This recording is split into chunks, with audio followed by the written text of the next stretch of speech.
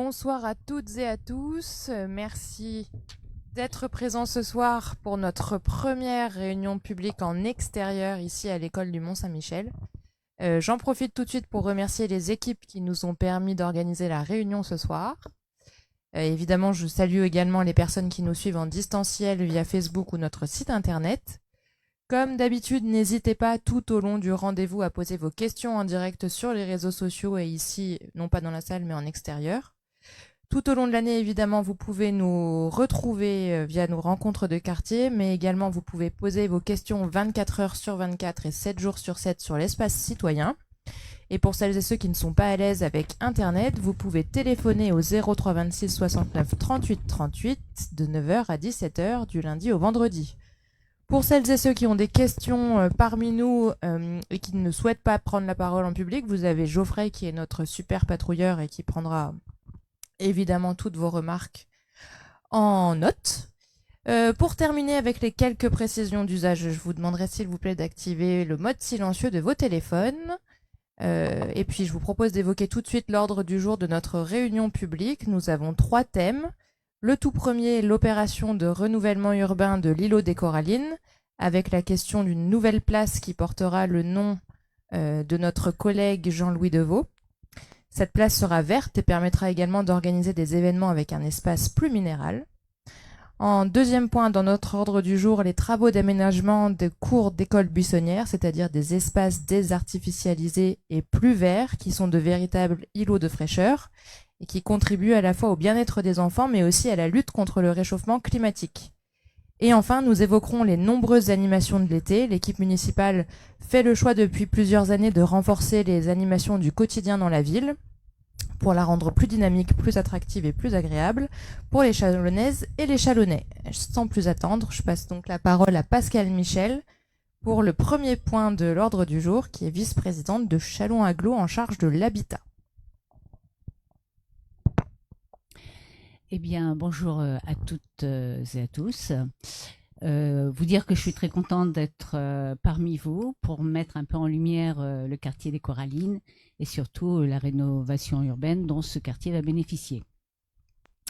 Alors, pour ce premier sujet, vous allez avoir une petite vidéo récapitulative, mais permettez-moi de vous rappeler l'idée générale de cette transformation de l'îlot des Corallines.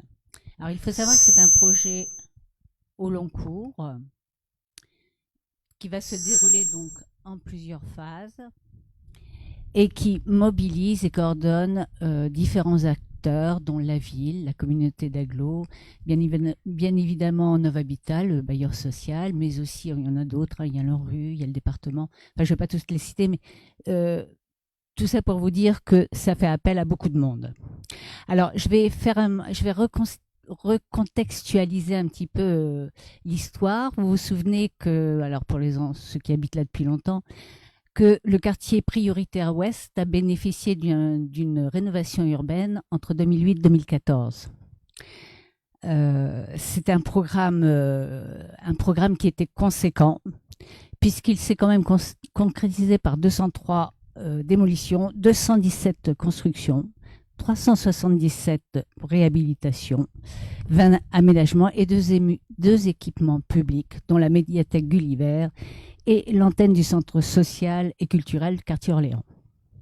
Le tout pour un montant à l'époque de 69 millions. Alors, à l'Abidé, cette opération a bien évidemment amélioré de façon significative la qualité de vie des habitants. Toutefois, elle n'a pas permis, malheureusement, de traiter l'îlot des Corallines qui, au fil des années, il est resté en décrochage de plus en plus important. Donc c'était quand même une problématique pour nous, on en a parlé beaucoup, et l'idée, c'est pour ça que la collectivité a œuvré de façon très tenue pour obtenir des financements auprès de l'ANRU et pour finaliser cette rénovation urbaine démarrée donc en 2008-2014. Alors, comme vous le savez, l'îlot des Corallines est ceinturé par les rues du Nant et Étienne-Oïchen et par l'avenue Jeanne d'Arc.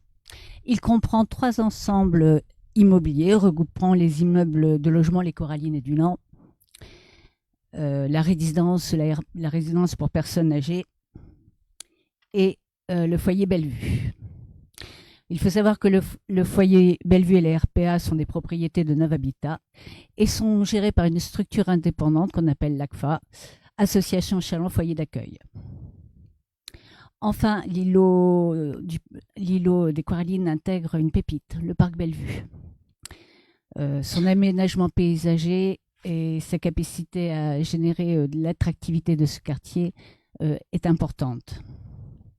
Alors, concernant le projet de renouvellement urbain de l'îlot des Corallines, je tiens à souligner de façon forte qu'il est basé sur un diagnostic partagé avec des acteurs et partenaires et ainsi surtout qu'une concertation avec les habitants du quartier. Ça me semble très, très important à signaler parce que c'est à partir des remarques des habitants du quartier que nous avons construit notre projet. Donc, en matière d'habitat, le projet vise à améliorer les conditions de logement des habitants de l'îlot et à dédensifier cet îlot. Les grandes orientations relatives à l'habitat sont donc la réhabilitation de la RPA Bellevue, visant notamment un meilleur confort thermique, la démolition des barres corallines et du Nant, bien sûr la démolition du foyer Bellevue, impliquant une reconstruction de l'offre du foyer hors quartier prioritaire et bien évidemment en amont de sa démolition. Et nous avons aussi la réhabilitation de la barre Schweitzer, qui est voisine à l'îlot. Alors, concernant les espaces publics, les enjeux issus de la concertation avec les habitants et du diagnostic partagé sont de renaturer les espaces publics. C'est vrai que c'était très minéral.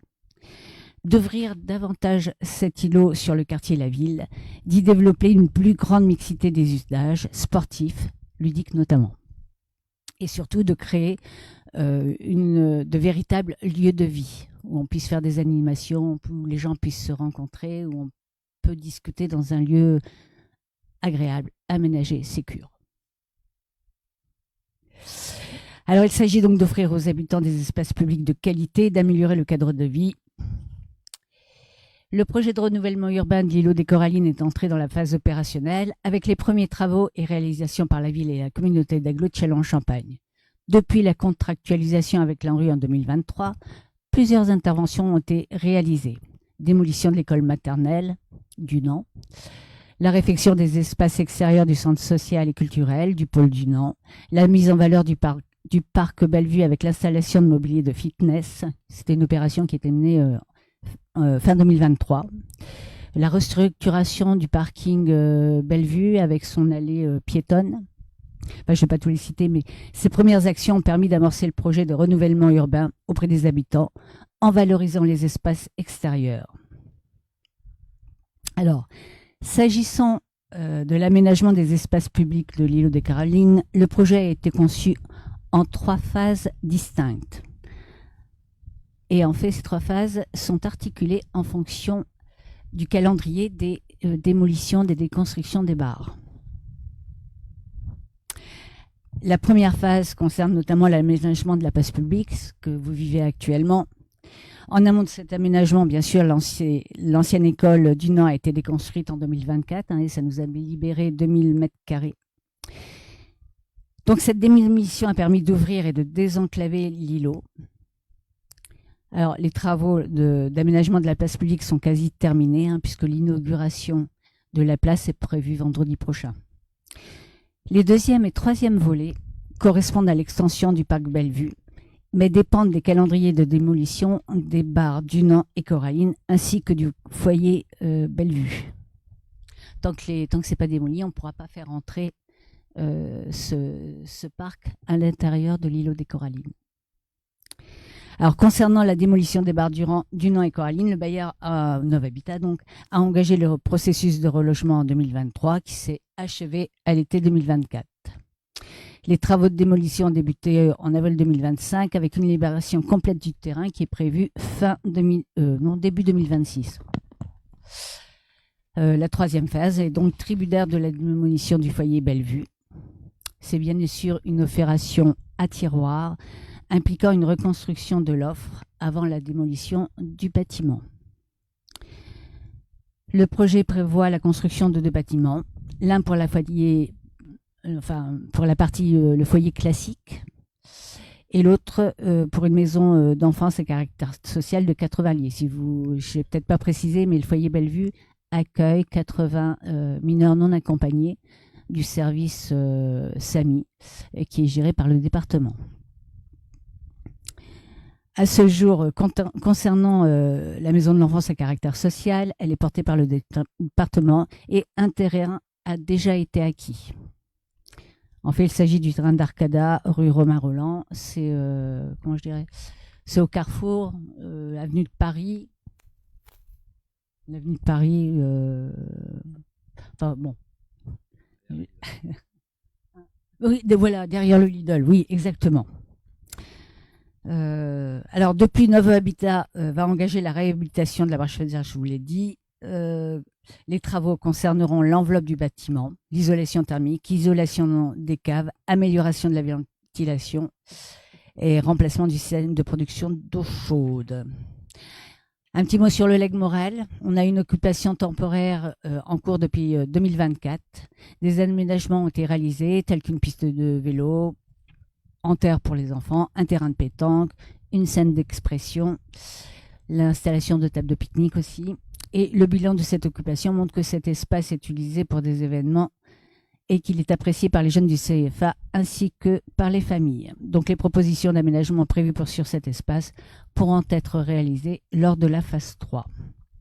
En résumé, 2025 est marqué par les travaux de la première phase de l'aménagement des espaces publics portés par Châlons-Ville et Châlons-Agglo, ainsi que la poursuite de réflexion sur la constitution de l'offre du foyer Bellevue. Voilà, je vais vous laisser regarder quelques photos de la place Jean-Louis Deveau. Alors un petit commentaire sur cette place. Elle porte le nom d'un homme politique qui a fait beaucoup pour Châlons, un homme de valeur, un humaniste. Et je dois dire qu'il a fait beaucoup pour votre quartier. Voilà.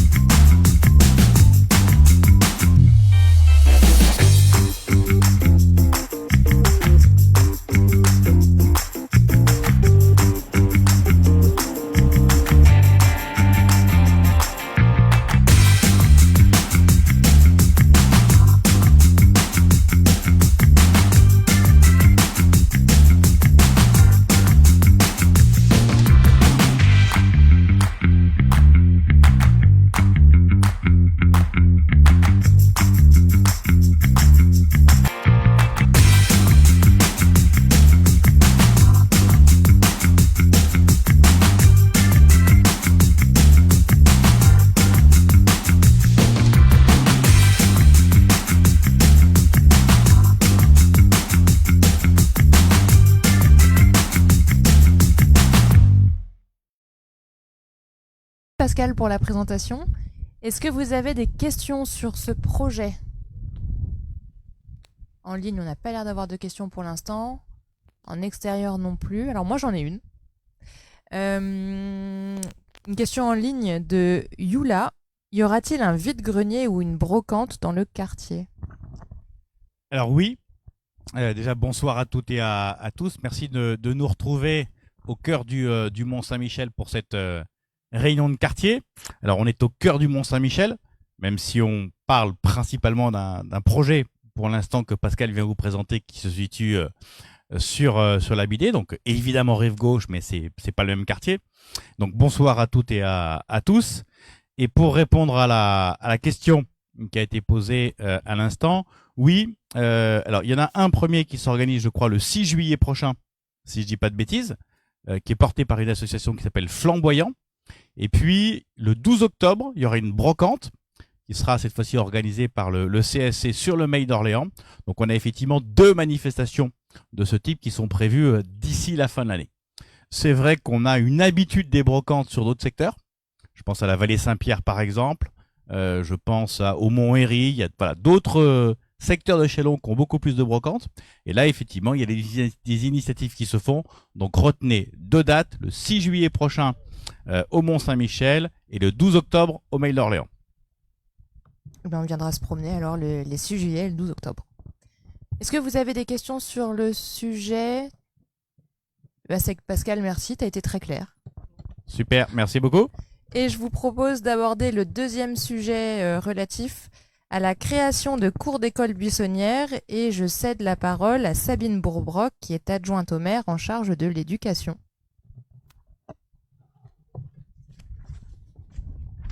Alors peut-être un mot avant que Sabine prenne la parole sur les cours buissonnières, c'est pas tout à fait la même chose. Pour revenir sur ce qu'a présenté Pascal à l'instant, le projet qui est porté actuellement sur l'îlot des Corallines est vraiment un sujet majeur parce que il s'agit vraiment de faire rentrer le parc dans la ville. Aujourd'hui, quand vous rentrez sur la Bidée, vous avez une barre d'un côté et quasiment une barre de l'autre. Donc en gros, le principe, c'est vraiment de virer la barre quand on rentre dans le quartier qui est côté droit. Donc vraiment tout le linéaire. Et les démolitions vont commencer dans les jours qui viennent.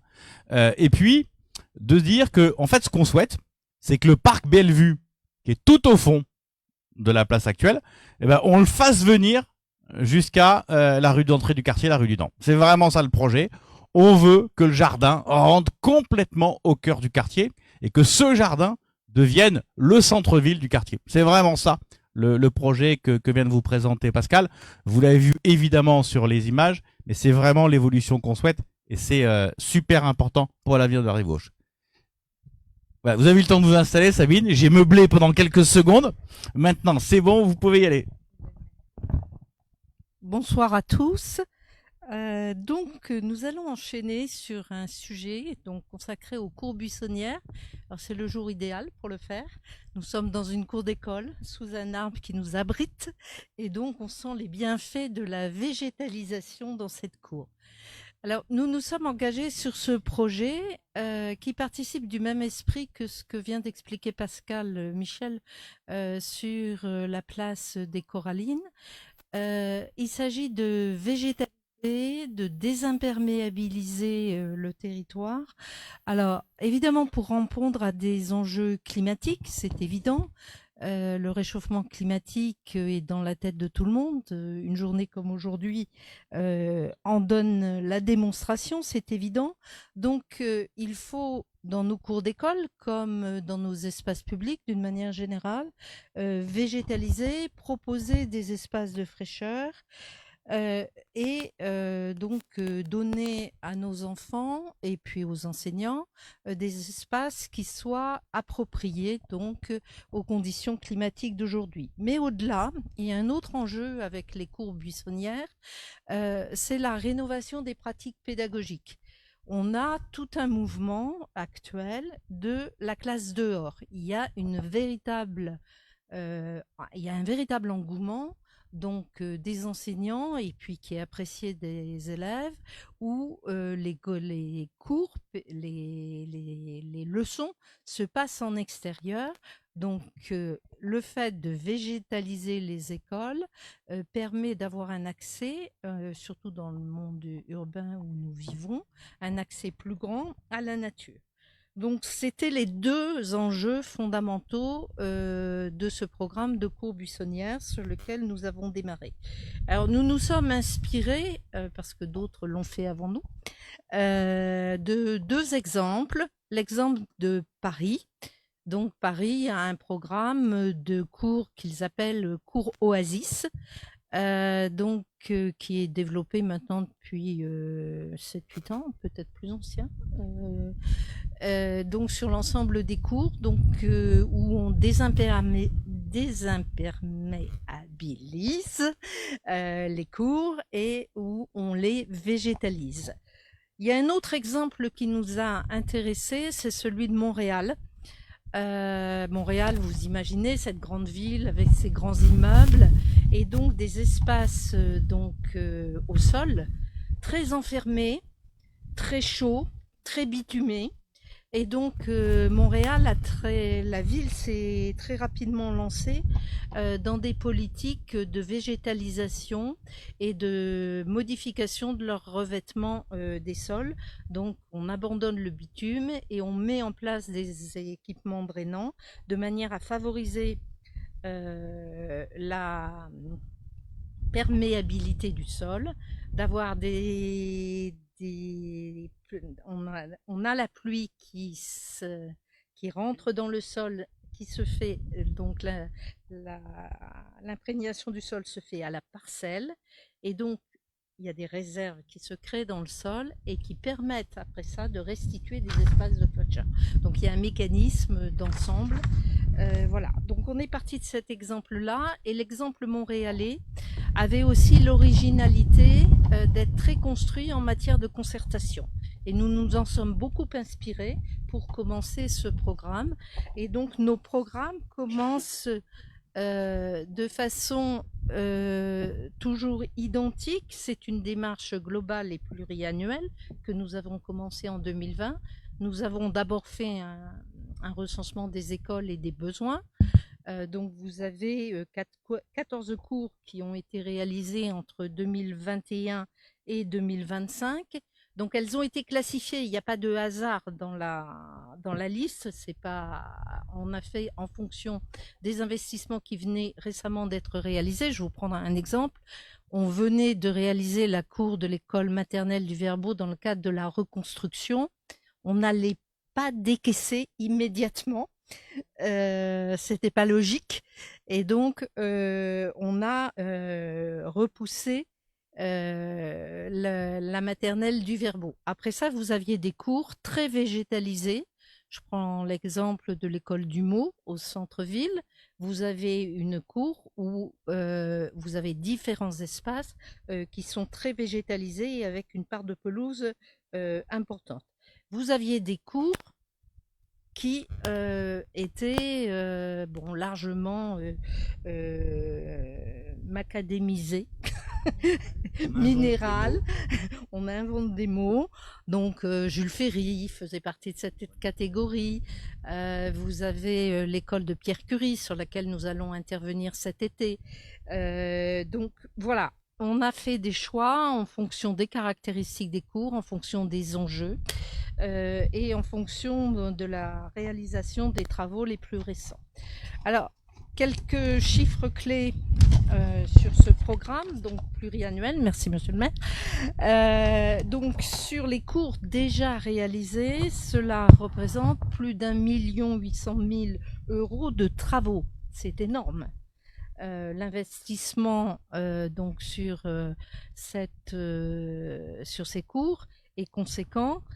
Nous avons été largement accompagnés parce que, évidemment, on améliore la performance du sol par l'agence de l'eau qui donc subventionne de façon conséquente ces programmes. On a à la fois des subventions parce que on modifie les revêtements des cours, dont vous avez l'exemple ici. Vous avez un revêtement drainant qui permet l'infiltration des pluies à la parcelle. Donc c'est assez spectaculaire. Après une grande pluie d'orage, vous vous dites bah non, je ne vais pas pouvoir faire ma séquence de sport. Mais si, vous allez pouvoir la faire un quart d'heure après parce que toute l'eau est évacuée dans le sous-sol. Et on a fait des tests assez spectaculaires, notamment avec les équipes du cadre de vie. Donc on allait avec notre tuyau d'arrosage et on faisait les expérimentations, et c'est vraiment au quart d'heure près, vous ne modifiez pas votre emploi du temps. Et puis on a planté des espaces verts. Donc pour ceux qui connaissent le quartier, ici il n'y avait qu'une haie derrière vous, donc on a ramené de la pelouse de la même façon qu'on a ramené de la pelouse à l'intérieur de la cour. Donc on a créé dans nos cours plus de 5000 mètres carrés d'espace vert, et on a planté plus de 130 arbres. Donc, dans le choix que nous avons fait, puisque nous avons mené la concertation avec les enseignants, On a invité les communautés éducatives à s'exprimer. Donc dans le choix, vous pouvez avoir des pommiers, c'est le cas ici, vous pouvez avoir des pruniers, des cerisiers, des petits végétaux, des framboisiers, et sont des supports pédagogiques, donc concrets, qui permettent d'enrichir les pédagogies. On a désimperméabilisé donc les cours, plus de 12 000 mètres carrés.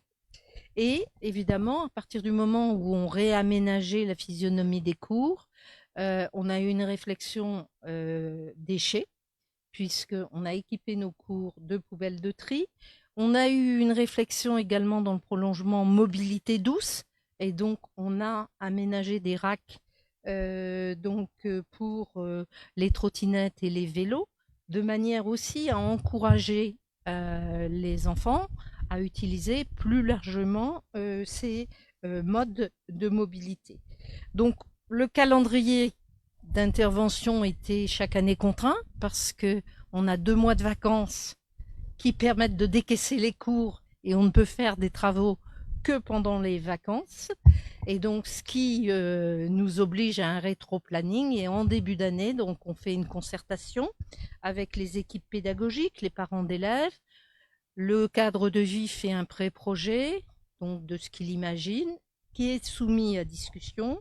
Et c'est à partir de cette discussion, des propositions des uns et des autres, des usages qui sont faits des cours, parce que vous avez, selon les écoles, des typologies d'usage des cours complètement différentes. Vous êtes à Clovis-Jacquier, qui est une école axée sur le sport avec la classe gym.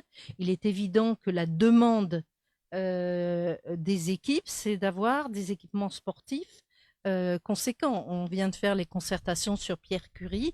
Il y a un véritable engouement pour la pratique de l'athlétisme dans cette école. Donc, on va dessiner les tracés, on va faire en fonction des appétits des uns et des autres.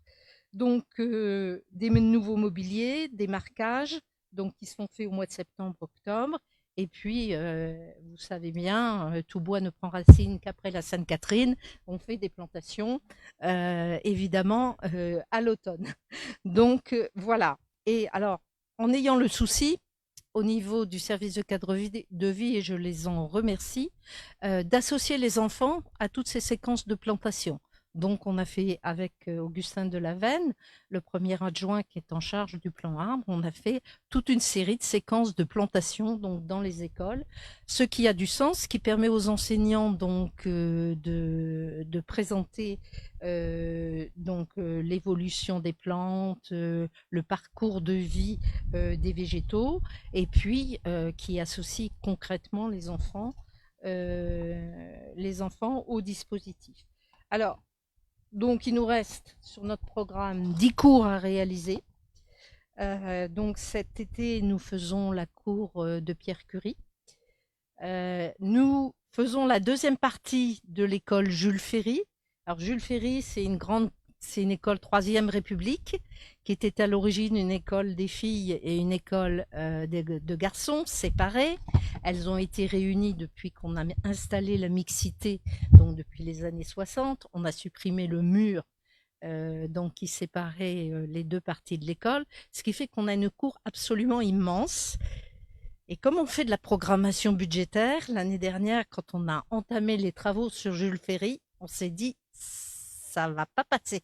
Donc, on a décidé d'étaler sur 2 années la réalisation de la cour Jules Ferry. On a fait une première partie l'année dernière et on fait la deuxième partie cet été. Donc, voilà. On a encore 10 cours à réaliser. Donc, vous en avez la liste. Je ne sais pas si le PowerPoint suit. Voilà, vous en avez la liste sous les yeux. Donc qui vont se faire dans les prochaines années. Et je voudrais simplement, pour illustrer mon propos, revenir sur cette école où nous sommes. Donc nous avions 2 cours à travailler.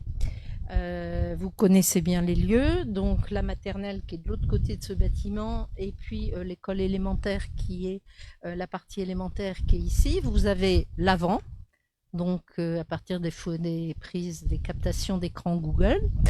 Donc on part de là. À partir de là, le service du cadre de vie propose un projet. Donc ça, c'est le projet tel qu'il est issu des concertations. Donc il y a eu une phase intermédiaire, un projet intermédiaire. Et donc vous voyez que sur l'école maternelle, la partie de revêtement perméable est pratiquement à la moitié du revêtement végétalisé. Et puis donc, à chaque fois, on a installé de nouvelles structures. On a invité les équipes à faire part des tracés qu'ils souhaitaient. Donc, dans les écoles maternelles, en général, les équipes enseignantes souhaitent des tracés de mobilité, des petits chemins, des petits parcours, de manière à ce que les enfants puissent faire du tricycle, apprendre le vélo, etc. Donc, voilà. Et puis, on a équipé nos écoles de mobilier. Donc, les bancs sont en plastique, mais c'est du plastique recyclé. Les poubelles sont des poubelles de tri. Avec des corbeilles de double. On a remplacé tous les bancs. Et dans les maternelles, on a mis en place des aires de jeu, mais pas uniquement dans les maternelles. Si vous regardez au fond, vous avez un ensemble de poutres, de mobilier en bois. Donc, et qui permettent aux enfants de s'exprimer. Vous avez les coins calmes donc sous les pelouses et vous avez ici un tout petit mur d'escalade qui est sur le mur de la maternelle. Donc voilà tout ce travail qui a été fait et nous avons des espaces pour accueillir les trottinettes, je vous le disais tout à l'heure, les vélos, et on a autant que faire se peut aménager les espaces poubelles, j'y tiens beaucoup, pour qu'ils soient, vous avez l'exemple là, elles sont retirées de l'espace visuel, et donc on a un équipement de qualité. Je suis toujours irritée quand je vois une batterie de poubelles devant les cours d'école et les entrées des cours d'école. Ce n'est pas digne des écoles. Le cadre de vie connaît ma théorie sur ce sujet. Donc voilà pour l'école maternelle. La démarche est la même pour l'école élémentaire. Vous avez là donc l'avant. Vous avez l'après, donc tel que je viens de vous l'expliquer. Et puis, on a prolongé notre réflexion sur les abords des écoles. Il se trouve que Châlons s'est inspiré de la pratique des rues des écoles, alors là qui est complètement parisienne.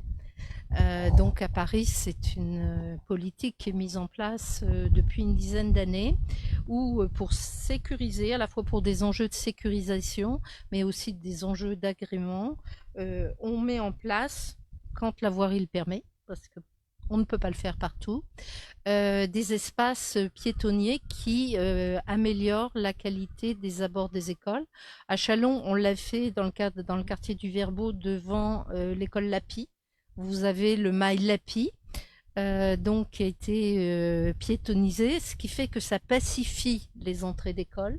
Ça évite le dépose-minute infernal qui crée des embouteillages chaque matin.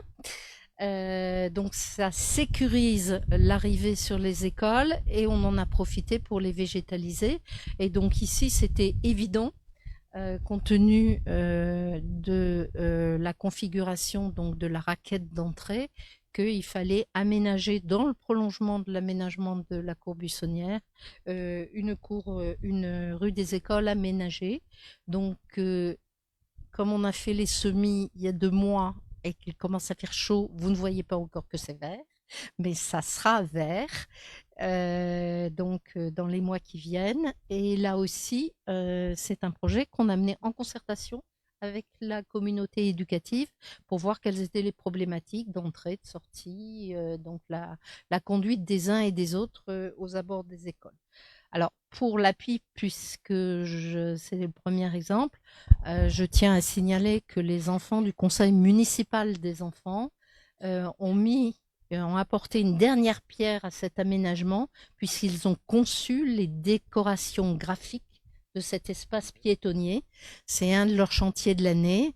Et donc, ils ont travaillé avec les équipes, elle n'est plus là, mais de Camille Maillard, pour arriver, donc, à avoir des espaces où il fait bon patienter calmement. Voilà. Alors, ceci dit, on ne fera pas des rues des écoles partout.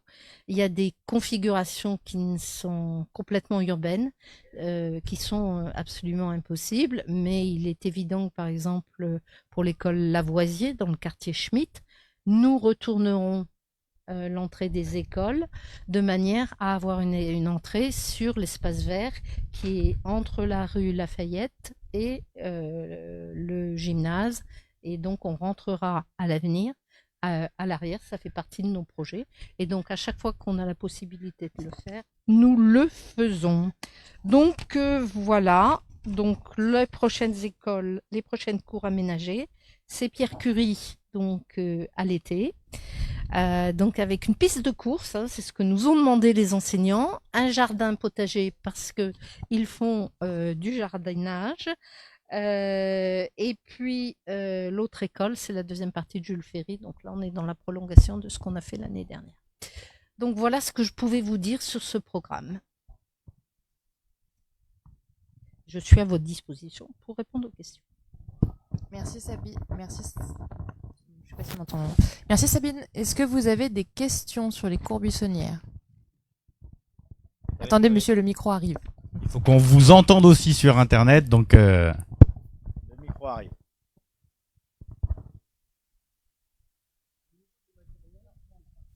A priori, on a un petit problème de son.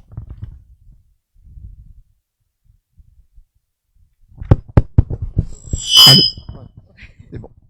Au niveau des écoles maternelles, est-ce que vous avez prévu sur plusieurs écoles maternelles des petits, je voyais en photo là tout à l'heure, les petits jardins éducatifs, jardins légumiers ou de fruits? Alors tout à fait. Alors ça dépendait aussi des commandes qui nous étaient faites par les enseignants, mais si vous allez à l'école Lavoisier, vous verrez dans la partie limitrophe de la maternelle et la partie de l'élémentaire, il y a un jardin des senteurs. Et donc vous avez un jardin des sens. Vous avez des espèces, le cadre de vie nous a choisi des espèces tactiles. Il y a une plante qui s'appelle, Yann, pouvez-vous, une plante chocolat, c'est ça? Un arbre caramel, voilà, je savais bien qu'il y avait une saveur gustative.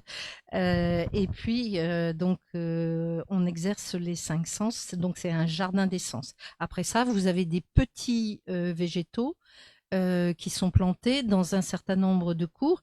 Et je dois dire que notre programme de cours buissonnière a reçu un écho et nous avons noué à cette occasion, à l'occasion de ce développement de notre programme, des partenariats que nous n'avions pas à l'origine. Les clubs services, je pense notamment au Lions Club, nous a accompagnés. Ici, vous avez l'école qui a bénéficié du premier hôtel à insectes.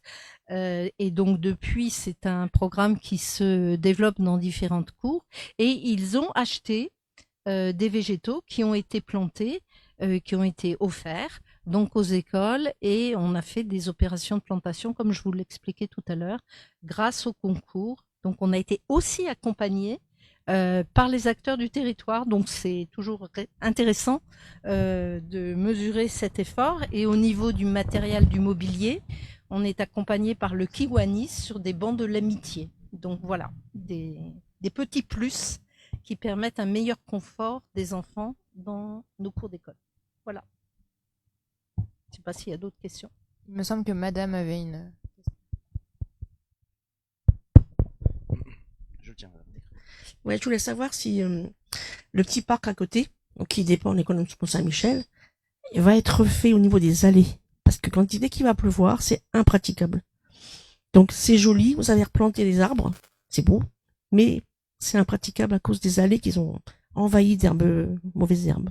Alors, comme le responsable du programme du cadre de vie est là, je vais l'inviter à me rejoindre parce que là, on est sur un aspect qui sort un peu du programme des cours buissonnières et je vais l'inviter à réagir sur votre question. Donc bonjour, oui, on a bien un budget sur l'année 2025, donc on va refaire l'ensemble des allées.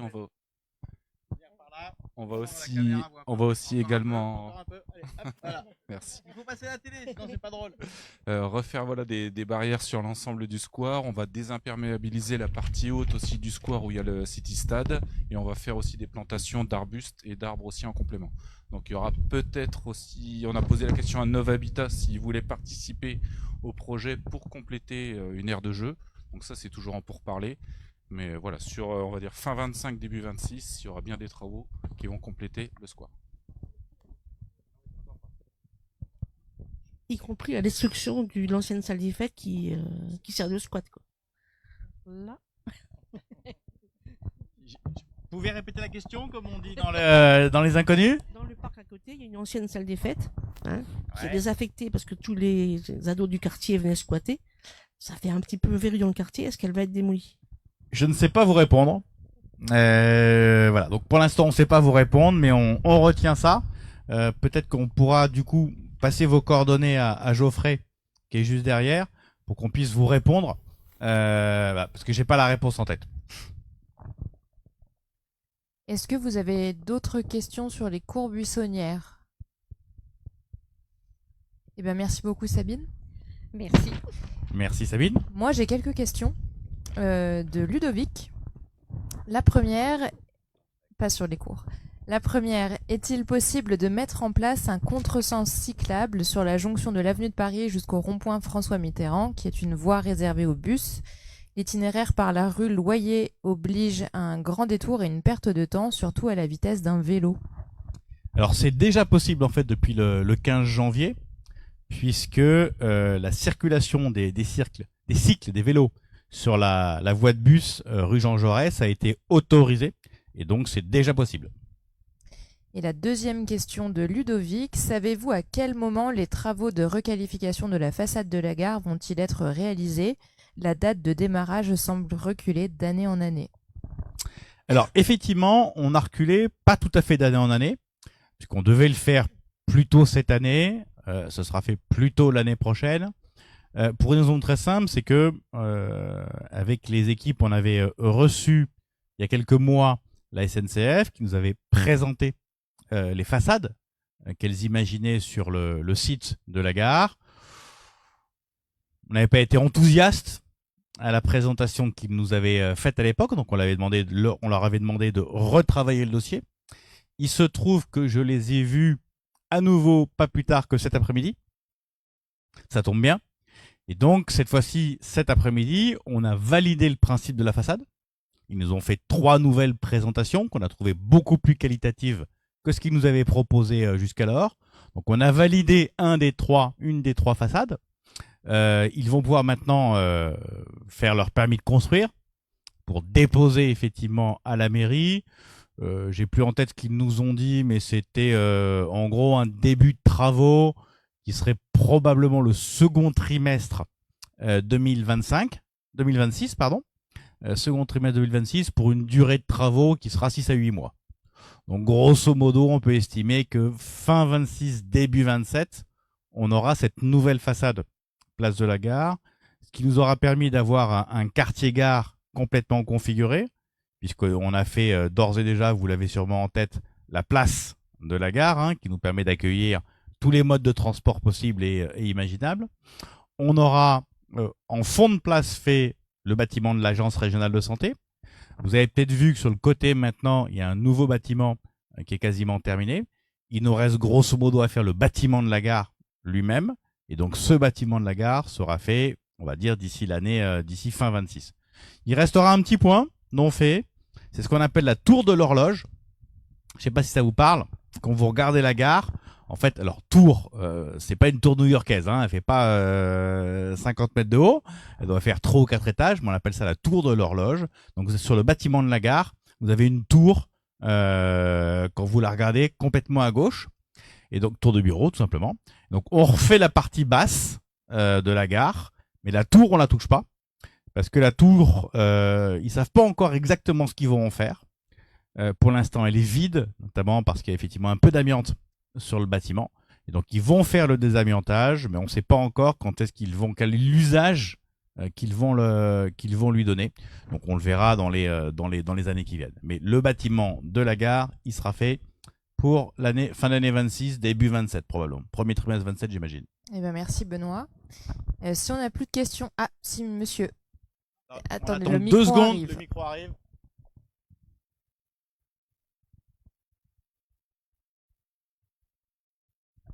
Ça arrive. Oui, pour la tour de l'horloge, là, j'espère qu'ils vont quand même nous laisser l'horloge parce qu'elle est bien pratique. Hein. Et à l'heure. Alors, c'est pas prévu. Il vaut mieux, ça permet au train peut-être de se caler dessus. Mais non, il n'est pas prévu de toucher à la tour. Hein. Pas question de la raser ni quoi ni qu'est-ce. Ça fait partie, cette tour de l'horloge d'ailleurs, de l'histoire du bâtiment. Donc il n'y a pas vocation à le faire évoluer. Là, on va essayer, sur la partie qui sera refaite, d'essayer d'avoir quelque chose qui s'apparente au bâtiment qui est à côté. Vous savez, le bâtiment tout en briques rouges. Donc essayer de se rapprocher de ça. C'est pas la même chose, hein, bien sûr, parce que l'idée n'est pas d'avoir un copier-coller de ce bâtiment-là, mais de rester dans cet univers-là, qui est d'ailleurs un univers champenois. Donc on va travailler autour de ce point-là. Je vous propose de passer au 3e sujet de notre ordre du jour, à savoir les animations d'été de Châlons. Et je cède la parole à Floriana Pindavoine, qui est adjointe au maire en charge du sport et de Châlons-Plage, qui va nous présenter les animations estivales. Merci Clémence. Bonsoir à toutes et à tous. Ravi de vous retrouver ce soir. Vous l'avez remarqué, donc il fait beau, il fait chaud, voire très chaud. Et nous sommes à quelques jours d'un rendez-vous emblématique de l'été chalonnais, c'est Châlons-Plage. Je vais donc vous parler de Châlons-Plage ce soir et des manifestations estivales. Donc Châlons-Plage, un événement donc estival. Cela fait plus de 10 ans que notre ville porte cet événement avec toujours la même ambition, offrir à tous les Chalonnais, à nos voisins aussi du département et aux étrangers qui passent par notre ville, un moment de respiration, de plaisir et de détente en plein cœur de notre patrimoine naturel. Et ce qui fait la force de Châlons-Plage, c'est un événement populaire, familial et intergénérationnel. On a vraiment tous les âges sur cet événement et où chacun peut souffler, se retrouver, partager, sans avoir besoin de partir à des centaines de kilomètres. Il y a des petites bêtes qui viennent de tomber. Et pour beaucoup de familles aussi, c'est l'occasion pour les familles qui ne peuvent pas partir en vacances, de pouvoir justement s'aérer, faire plein d'activités sportives, ludiques, gratuites, tous les jours, du lundi au dimanche. Donc voilà, c'est vraiment un événement accessible à tous, un moment d'évasion locale, apaisant et qui est ouvert à tous, pensé pour tous. Donc l'événement, comme d'habitude, a lieu au Grand Jard. Je pense que vous avez des photos et des vidéos qui défilent. Donc dans notre poumon vert à nous, au cœur de notre ville. Voilà, dans les allées ombragées du Grand Jard, on aura toutes nos animations de Châlons-Plage. Donc cette année, ça commence donc le 28 juin. Jusqu'au 24 août. Vous avez peut-être déjà vu, si vous êtes allé au Grand Jard ces derniers jours, ça a déjà commencé. On a quelques animations. On a la mini base nautique qui est déjà installée depuis le mois de mai, qui était ouverte sur les jours fériés et week-ends quand il faisait beau. Et on a aussi les restaurateurs qui sont déjà ouverts aussi depuis début juin. Donc 28 juin au 24 août, tout un tas d'animations. Je vais vous en donner quelques-unes. Donc vous pourrez retrouver toutes les activités nautiques, donc avec la mini base nautique qui est ouverte tous les jours de 14h à 19h pour les petits et grands. Avec vous pouvez faire du pédalo, il y a des tricycles nautiques, canoë, kayak, water roller, bref, de quoi s'amuser et passer un beau moment. Beaucoup d'activités aussi sportives, gratuites en libre service. Vous allez voir, on va installer une tyrolienne, un mini-golf, il y a des baby-foot, il y a des tables de ping-pong, un terrain de urban tennis, donc c'est un petit terrain de tennis. On a des tables aussi pour jouer aux échecs, on a un terrain de beach volley, un terrain de beach soccer aussi, un petit accrobranche aussi pour les petits, et puis bien évidemment vous avez le skatepark qui est à proximité au même endroit, et également aussi un autre lieu très sympathique que nous avons inauguré il n'y a pas très longtemps avec un médaillé olympique. On a notre VTT Park qui n'est pas loin aussi de Chalon-Plage, donc voilà, vous pouvez vraiment faire tout un tas d'activités. Nous avons également des activités culturelles et ludiques qui sont organisées au chalet des médiathèques. Donc chaque après-midi, vous pouvez retrouver des ateliers créatifs, de la lecture, des jeux de société, de la presse, et on aura aussi le bibliambule à partir du 15 juillet. Et bien évidemment, il y aura des temps forts tout l'été et des événements ponctuels comme du théâtre, une séance de cinéma en plein air, le festival des îles, de la baby gym, du handisport aussi. On a les associations locales sportives qui vont venir faire des animations sur certaines journées, certains week-ends. Bref, je vais pas vous donner tout le programme. J'ai ramené quelques petits programmes, donc n'hésitez pas à les prendre tout à l'heure. Et vous pouvez retrouver aussi merci. Et n'hésitez pas à aller sur le site internet de la ville, vous pourrez retrouver le programme détaillé. Et bien sûr, une fois qu'on a fait toutes ces activités sportives, ludiques, et on peut aussi aller boire un coup, manger. Donc vous pourrez retrouver aussi des restaurateurs présents donc sur Chalon-Plage. On a donc le Glacier du Jard qui est à côté du bassin où il y a les jeux pour enfants. On a le Petit Creux qui sera installé au food truck. Nous avons la Guinguette Chalonnaise, le Cozy Bar et la péniche Night and Day. Donc plein d'endroits où vous pourrez passer d'agréables moments. Tous les restaurateurs organisent aussi des soirées, des animations, des concerts, des soirées à thème pour prolonger les soirées d'été sur Chalon-Plage. Donc vous l'aurez compris, un événement estival ouvert à tous, pour tous, avec beaucoup d'activités gratuites ou à faible coût. Il y a des encadrants sur place. C'est accessible aux personnes à mobilité réduite. Donc voilà, vraiment ouvert à tous. Et je profite pour remercier tous les services municipaux qui participent à l'organisation de Chalon-Plage, aux associations aussi sportives, culturelles, qui vont venir tout l'été pour animer Chalon-Plage, aux bénévoles et aux commerçants partenaires. Je vous donne donc rendez-vous dès le 28 juin pour vivre ensemble une belle édition 2025. Mais l'été à Chalon, c'est pas que Chalon-Plage. Vous avez dû déjà le voir ou assister à des manifestations. On a déjà même commencé dès le mois de mai. On a eu pas mal d'animations en centre-ville, comme la fête de la bière il n'y a pas très longtemps, par exemple. Et voilà, samedi demain, donc 21 juin, ça va être le lancement. C'est l'été, mais c'est aussi le lancement de nos animations estivales pour Chalon. Donc on va commencer demain avec la fête de la musique, le premier grand rendez-vous de l'été. Donc on aura dans l'ensemble du centre-ville plein de concerts, de danse, d'animations musicales. Donc ça commence à 18h jusqu'à 2h du matin. On pourra s'amuser. En plus, on a de la chance cette année, hein, il va faire beau. C'est pas le cas de toutes les années, donc on va pouvoir bien en profiter. Le dimanche 22 juin, nous aurons aussi la journée des blessés de l'armée de terre. Donc c'est un moment de reconnaissance nationale. Ce sera organisé donc place Foch. Donc c'est un moment qui permet de mettre à l'honneur les militaires blessés en service. Il y aura tout un tas d'animations, un parcours avec des obstacles, merci, à franchir que vous pourrez faire, plein d'animations, des temps de rencontre. Donc c'est de 10h à 17h, place Foch. Nous aurons ensuite le festival des musiques d'ici et d'ailleurs, grand festival aussi que nous connaissions depuis de nombreuses années, donc qui se déroulera du 27 juin au 27 juillet. Il y a tout un programme également de concerts gratuits, de qualité et issus de toutes les cultures musicales.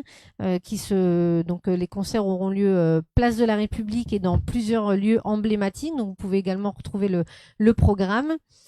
Nous avons ensuite les festivités du 14 juillet. Donc il y aura du 8 au 15 juillet la présence de la fête foraine au Grand Jar, normalement. Le 13 juillet, nous avons la cérémonie officielle à 18h qui sera suivie comme tous les ans d'un feu d'artifice au Grand Jar à 23h. Et le 14 juillet, nous avons les animations et concerts pour une fête nationale ouverte à tous.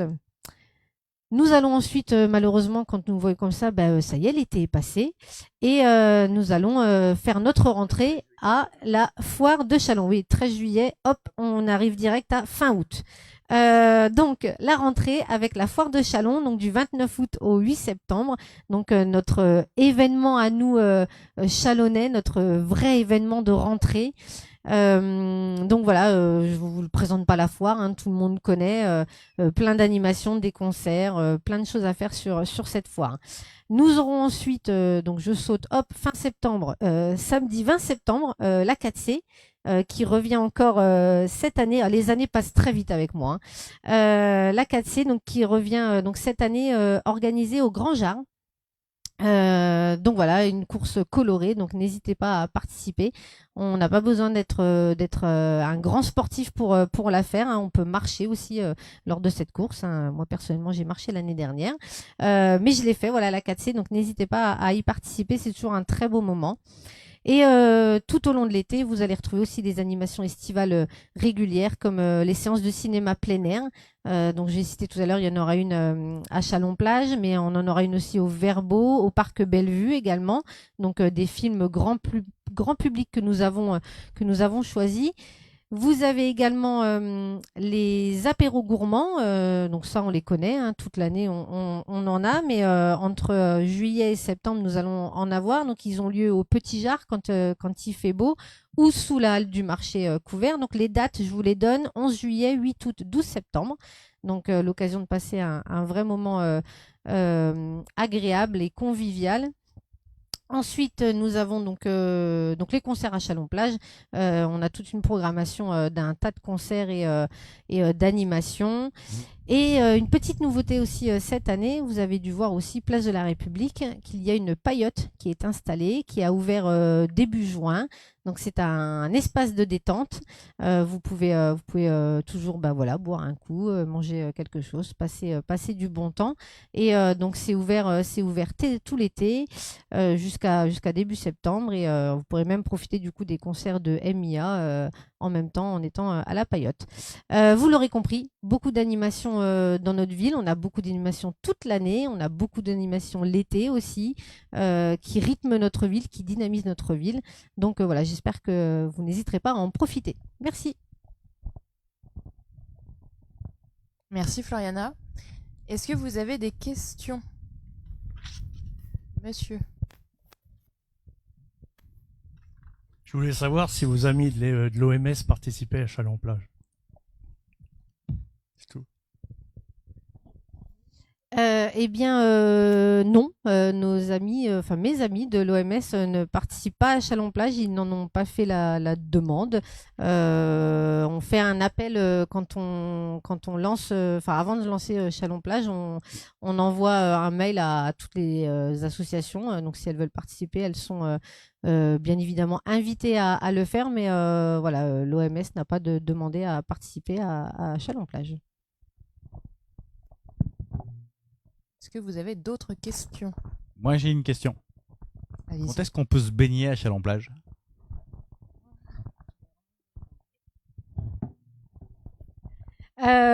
J'espère un jour. C'est vraiment quelque chose que j'aimerais. On a déjà étudié la possibilité alors de mettre soit des jets d'eau, des jeux d'eau. On a regardé aussi pour mettre une piscine hors sol.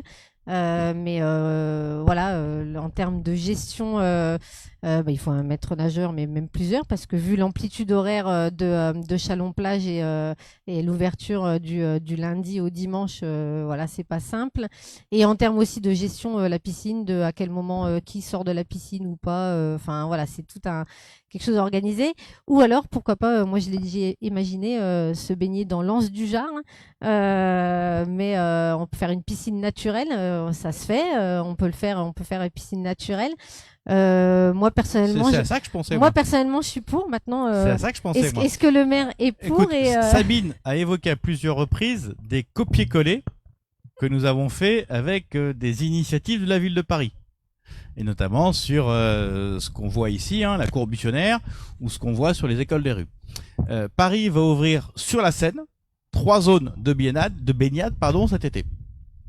Et je me dis toujours que si Paris arrive, vu les taux de pollution qu'ils ont sur la Seine, c'est qu'on doit pouvoir y arriver sur la Marne et qu'on doit pouvoir le faire à Châlons. Donc on a effectivement souvent réfléchi à cette question. Plus que jamais, avec les canicules que nous avons, on voit ce mois de juin qui est quand même... Enfin, on a tous vécu des mois de juin. Celui-là est quand même vraiment chargé. On est sur des températures traditionnelles du mois d'août. On est première quinzaine de juin, enfin deuxième quinzaine de juin, pardon. Donc on a vraiment une avancée. Il va falloir qu'on offre ce type d'espace dans les années qui viennent. Donc il faut évidemment qu'on se positionne, qu'on se mette en place et qu'on trouve des systèmes, qu'on regarde comment font les autres, comment ils y arrivent pour gérer toute la problématique technique que tu viens d'évoquer et qui est réelle. Mais il faut qu'on puisse se baigner à Châlons-Plage, dans l'anse du Jard, sur une baignade naturelle, en eau vive, comme on dit, et pas en piscine. C'est très bien les piscines, hein, mais il faut qu'on puisse le faire parce que c'est quelque chose qui effectivement sera, je crois, intéressant pour les uns et les autres. Alors, allez-y monsieur. Le micro arrive. La ville de Conante, la commune de Conante a bien réussi quelque chose. Je vois pas pourquoi on pourrait pas essayer de faire quelque chose dans le même genre. On y arrivera. Alors, vous parlez des animations estivales et évidemment du centre-ville. On a une question de Marie-Jo qui vient d'arriver sur Facebook. Pensez-vous, monsieur le maire, que la place de la République deviendra un jour piétonne? Ah ah. C'est pas une question piège, mais ça pourrait presque y ressembler. Et c'est un débat qu'on a effectivement depuis longtemps. En fait, la difficulté que nous avons est la suivante. 2-3 mois par an, la question est pleinement légitime. Quand on peut utiliser les terrasses, comme c'est le cas au mois de mai, au mois de juin, au mois de juillet, ça peut être super intéressant.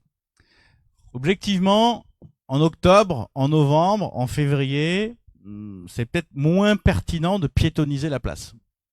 Et de ce point de vue-là, pouvoir avoir des voitures sur cette place, qui permet notamment de rapprocher, notamment quand il fait pas beau, les consommateurs des commerces, ça peut être intéressant. Bon. Donc, l'idée que nous avons eue lorsqu'on a refait la place de la République, c'était d'essayer de bâtir une place qui soit la plus modulable possible. Qu'on puisse changer d'activité d'un week-end sur l'autre. Full parking un week-end, et puis la semaine suivante, 0 voiture, et puis on peut la faire à 50% voiture, 50% piétonne, ou 25-75 d'un côté ou de l'autre. On a vraiment pensé une place qui soit la plus modulable possible. Si vous regardez ce qui va se passer cet été, ben on va avoir... prenez, c'est super intéressant, le week-end dernier. Non, le week-end d'avant, pardon. Le week-end d'avant, on avait les 2 parties de la place, le samedi, qui étaient occupées par des activités. Et dès le dimanche, on avait la moitié de la place avec la paillote et la moitié de la place avec du parking. Ben, c'est vraiment ce qu'on a voulu. Pouvoir permuter dans un même week-end sur 2 configurations différentes, d'un week-end à l'autre sur des configurations différentes, pour effectivement qu'on s'adapte en gros aux demandes des uns et des autres, aux animations qui sont proposées. Mais il faut qu'on pense à tout le monde. Il faut qu'on pense à ceux qui ont envie de se balader sur cette place, à ceux qui ont envie de consommer sur cette place. Il faut qu'on pense aussi aux commerçants qui sont autour de la place et qui ont besoin de parking, parce que on est tous... Bon, j'en vois un qui fait la moue là. Je suis d'accord avec vous, il y a plein de choses qu'on peut faire à pied. Et il y a plein de choses qu'on peut faire aussi en se garant dans un sous-sol, pas très loin, et puis faire le reste à payer. Il se trouve qu'on a beaucoup de consommateurs qui, s'ils n'arrivent pas à poser leur voiture à 3 mètres du commerce, vont pas y aller. Et donc, il faut qu'on s'adapte à chacune de ces réalités-là. C'est comme ça. Et donc, on essaye de trouver un bon équilibre entre la nécessité d'avoir du parking en centre-ville, parce que c'est indispensable. Et puis la nécessité, effectivement, de pouvoir générer des animations en centre-ville aussi. Marie-Jo pose exactement la même question pour la rue de Marne. Eh ben, elle aurait exactement la même réponse. C'est rapide et efficace. Est-ce que vous avez d'autres questions sur les animations estivales? Ben, merci Floriana. Alors moi j'ai une question d'Isabelle qui est arrivée sur la plateforme juste avant notre rencontre. Quand seront dévoilées les esquisses du futur musée du cirque? Un jour. Rapide, efficace. Non, trêve de plaisanterie. En fait, un concours comme ça, c'est un concours international qui est lancé par appel d'offres. Et nous avons, et c'était génial pour nous, reçu 93, si je dis pas de bêtises, 93 candidatures d'architectes. On a près de 50% qui étaient à l'international, des Japonais, des Portugais, des Allemands, des Américains. Donc vraiment une configuration totale. Et ça, c'était vraiment super parce qu'on avait le choix. Donc ça, c'était la première étape. Ensuite, on a examiné en gros tous les CV des uns et des autres, toutes les réalisations qu'ils avaient faites pour en sélectionner 5. On en a sélectionné 5. Sur les 5, on avait 2 cabinets étrangers, un japonais, un portugais et 3 cabinets français. Et ces 5-là, on les leur a demandé de travailler et donc de faire des esquisses, des dessins, des images de ce qu'ils pouvaient nous présenter comme étant le futur projet qu'ils imaginaient pour ce bâtiment-là. Ils ont répondu. On a ce qu'on appelle anonymiser leur candidature, c'est-à-dire qu'il y a un huissier qui a récupéré les candidatures, qui anonymise tout pour que le jury ne puisse pas identifier le nom d'un architecte et l'image qu'il nous a produit. Donc on nous présente que les dossiers. On ne sait pas quels sont les architectes, on connaît les 5, hein, mais on ne sait pas qui a répondu sur tel dossier. Bon. Et donc le jury s'est réuni le 23 mai dernier. Il a désigné le 23 mai dernier le gagnant. Mais ensuite, on a une procédure juridique sur laquelle il faut d'abord qu'on informe ceux qui ont perdu. Ensuite, il faut qu'on commence à négocier avec celui qui a gagné. Et on ne peut pas présenter publiquement l'image tant que le conseil municipal n'a pas autorisé le maire à signer le contrat. Le conseil municipal qui va autoriser le maire à signer le contrat se déroule le 3 juillet. Et donc, on présentera l'équipe lauréate en présence évidemment du cabinet d'architecte qui a gagné le 4 juillet au matin. Et donc, on présentera les images et même un film qui a été réalisé dans le cadre du concours que j'ai évoqué à l'instant, le 4 juillet. Merci Benoît. Est-ce que vous avez des questions diverses concernant la ville?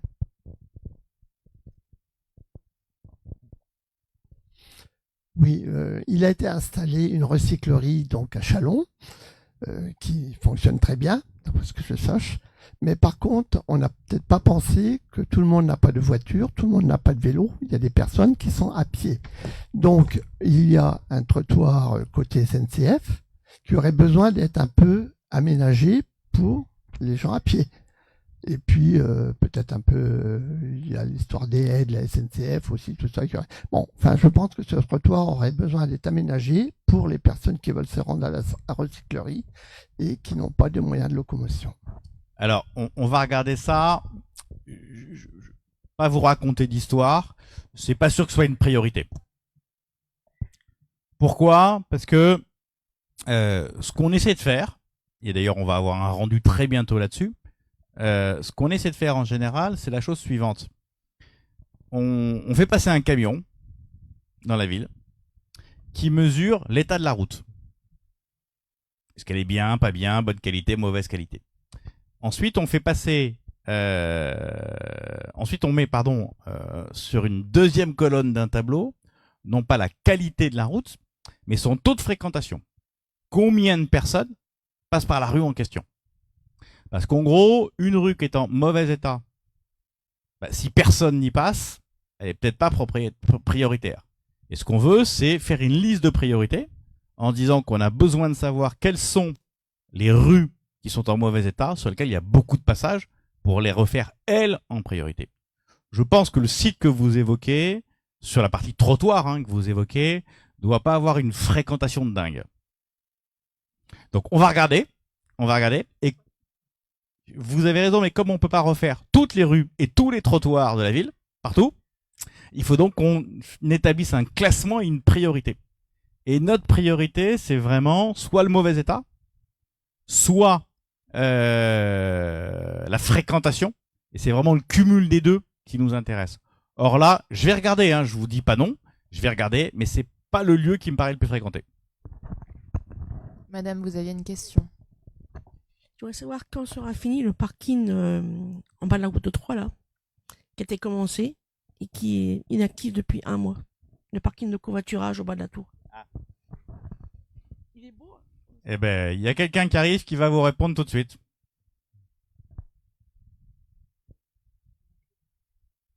Alors, monsieur s'appelle Philippe Raymond. Il est directeur général adjoint de la ville et de l'agglomération de Châlons. Et il est notamment en charge de tous les services techniques. Oui, donc l'aire de covoiturage dont vous parlez, en fait, donc, est quasi terminée. Il nous reste à installer le portique, un totem, un panneau de signalisation.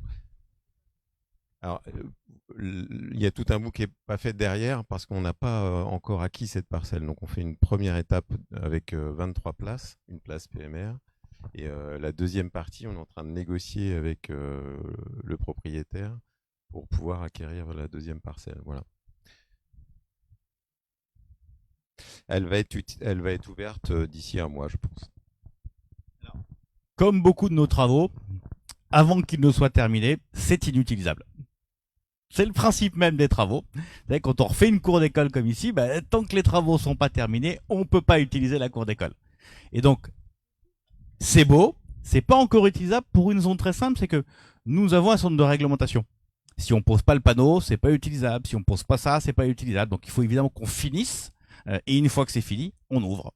Et donc là, en l'occurrence, c'est pas totalement terminé. Il nous reste, comme Philippe l'a évoqué, quelques points, notamment le portique à installer. Et puis une fois que c'est terminé, évidemment qu'on ouvre tout de suite parce que ça sert à rien de laisser un équipement qui est sympa, qui est terminé et qui est utile vide. Il faut qu'on l'utilise le plus rapidement possible. Mais il faut quand même qu'on ait le temps de terminer tout ce qui est obligatoire avant d'ouvrir à l'usage ce type d'équipement. Monsieur, vous avez une question? Tant que monsieur est là, les îlots centraux là, ont été refaits et on a laissé les pancartes penchées. Est-ce une histoire de style ou bien un oubli? Ou une voiture qui a percuté le panneau, c'est possible aussi. À l'époque de monsieur Bourbon, j'étais même convié à assister pour redresser ce fameux panneau. Ah bon. Et je l'ai pas en tête. On l'a pas fait, ils l'ont pas fait ce jour-là parce qu'il y a eu du vent. Je suis passé devant tout à l'heure, ça m'a pas choqué. Il indique vraiment que ça descend. D'accord. Bon, et il a une signification finalement. On va y regarder.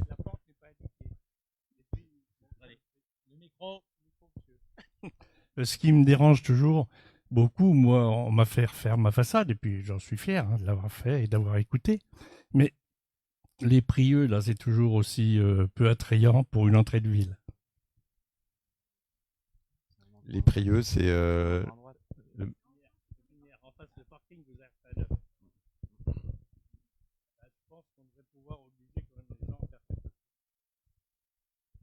c'est toujours compliqué d'obliger les gens à dépenser de l'argent. Toujours difficile.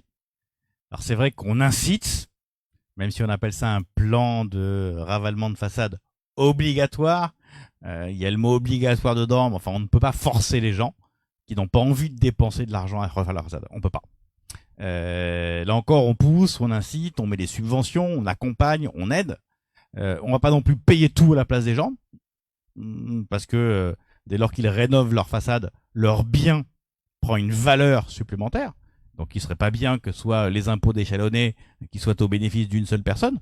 Donc faut trouver un équilibre entre la nécessité d'aider, mais surtout pas de tout payer à la place des gens. Mais c'est vrai qu'on n'a pas les moyens de forcer les gens à faire ce qu'ils n'ont pas envie de faire sur leur propriété. Moi, personnellement, si j'étais prieux, je ferais un effort. Et comme vous n'êtes pas lui, ou elle, en l'occurrence, voilà, vous l'avez fait chez vous. Tant mieux, merci. C'est bien parce que parce que ça rend une rue plus agréable, plus jolie, plus belle. Ça donne de la valeur au patrimoine, parce qu'effectivement, quand vous avez des belles façades, ben, les maisons valent plus cher. Et donc, l'argent que vous mettez dedans, ben, c'est pas de l'argent perdu, hein, puisque votre patrimoine progresse, plutôt une bonne chose. Mais effectivement, voilà, on reste sur un droit de propriété personnel des uns et des autres. Et quand je suis propriétaire de quelque chose, bah, c'est pas complètement anormal. Je fais des travaux si je le veux. Si je veux pas les faire, je les fais pas. Il y a quelques exceptions près. Quand ça menace ruine, on peut forcer un peu les choses et on peut même se substituer à un propriétaire pour faire les travaux à sa place. Et ensuite, il doit évidemment nous rembourser. Mais souvent, et ça se comprend, ceux qui font pas de travaux, c'est peut-être parce qu'ils n'ont pas les moyens de le faire. Et donc, c'est pas simple de trouver le bon équilibre dans tout ça. Sûrement. Alors, là encore, prenons le micro, parce que ceux qui nous écoutent par Internet ne nous entendent pas nécessairement. Là, c'est pas les travaux de façade, c'est un dépotoir, là, ce qui vous parle. C'est un terrain vague. C'est un terrain où il y a des tonnes de vieux végétaux. Ah, pardon, j'avais pas, Voilà, j'avais pas percuté là-dessus. J'avais J'avais pas percuté le truc. Bah, écoutez, le plus simple va être la chose suivante. Je vais y passer devant tout à l'heure. Je regarderai en remontant en centre-ville quel est le point que vous évoquez pour me faire une idée dessus. Mais là encore, faut vraiment avoir en tête que le droit de propriété en France, et c'est bien, c'est sacré. C'est constitutionnel, c'est doit être l'article 2 ou 3, je sais plus, de la Déclaration des droits de l'homme et des citoyens. Non, peut-être pas de 2 ou 3, alors peut-être un peu plus loin dans les articles, mais c'est dans la Déclaration des droits de l'homme et du citoyen. Donc c'est vraiment quelque chose de puissant, et c'est bien. Et c'est bien. Mais c'est vrai qu'il y a de temps en temps une petite limite qu'on voudrait trouver à ce droit de propriété en faisant, voilà, en obligeant les gens à faire un certain nombre de choses. Bon. C'est pas le cas. Moi, ça me paraît plutôt normal. Mais après, il y a certaines limites, effectivement, qu'il faut probablement trouver.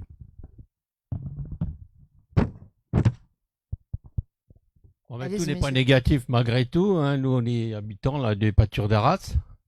Et ça fait des années qu'on se plaint, à vous-même aussi, monsieur le maire, que nous sommes entourés par les jardins ouvriers qui nous polluent, qui nous ceci, qui nous cela.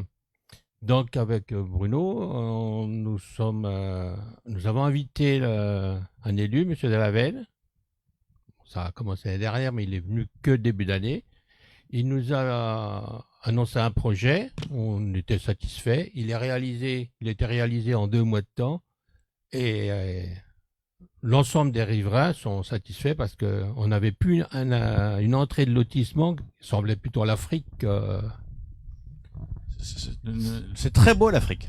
Très beau l'Afrique. Non, nous, on a déjà aussi les jardins ouvriers sur Fanière. Alors les incendies et tout ça. Alors, écoutez, merci d'être venu pour nous remercier. C'est très bien.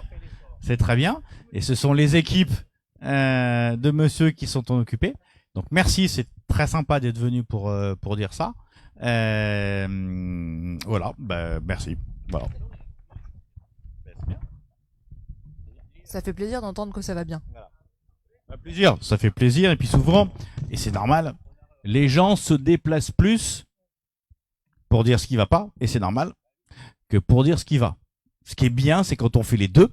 C'est quand vous vous plaignez pour dire ça va pas, et qu'on essaie de vous répondre, qu'on arrive à vous répondre, et que vous venez en plus pour nous dire merci derrière. Vous êtes venu 2 fois, une fois pour nous dire ça va pas, une fois pour nous dire ça va, et c'est super. Ah, quand même, il fallait bien un reproche. Il fallait le demander plus tôt. Mais à chaque fois, on a toujours dit aux élus, aux réunions de quartier, et puis finalement, ça aboutit à quelque chose. L'essentiel, c'est effectivement de l'avoir dit. Voilà. L'essentiel, c'est ce qu'a fait Augustin Delavelle, que vous avez évoqué tout à l'heure, c'est de se rendre sur site pour se rendre compte des choses, de venir avec les services derrière, pour étudier un peu ce qu'on pouvait faire, pas faire, et c'est comme ça qu'on est efficace. Allez, est-ce qu'il y a encore une dernière question? Il y avait encore une main levée par là, non? Ah c'était la même chose. C'était 2 félicitations ce soir. C'est le jackpot. Bon, double merci à Augustin et aux équipes. Eh bien, si on n'a pas de questions, merci à toutes et à tous d'être venus ce soir dans la cour d'école et de nous Alors, avoir toutes suivis. et tous, on va être honnêtes. On n'est pas beaucoup. Ils sont 1, 2, 3, 4, 5 ce soir. Mais c'est parce qu'on Donc est... c'est pas notre plus belle réussite de rencontre de quartier. Mais merci à vous d'avoir été présents quand même. Et c'est vrai que ça vient de se rafraîchir, mais qu'il fait un peu chaud. C'est parce qu'on a des super animations estivales en gîte. Merci d'être présent, d'être venu ce soir. Et puis on vous donne rendez-vous demain, samedi, pour la fête de la musique, partout dans Châlons. Et puis dimanche, place Foch, pour la journée des blessés de l'armée de terre. Bonne soirée tout le monde. Bonne soirée tout le monde et merci aussi aux 5 et puis aux autres qui nous ont suivis sur le Facebook ou sur le site internet de la ville ou par d'autres canaux. Merci de nous avoir suivis et on se retrouve pour une prochaine réunion de quartier. Merci à toutes et à tous.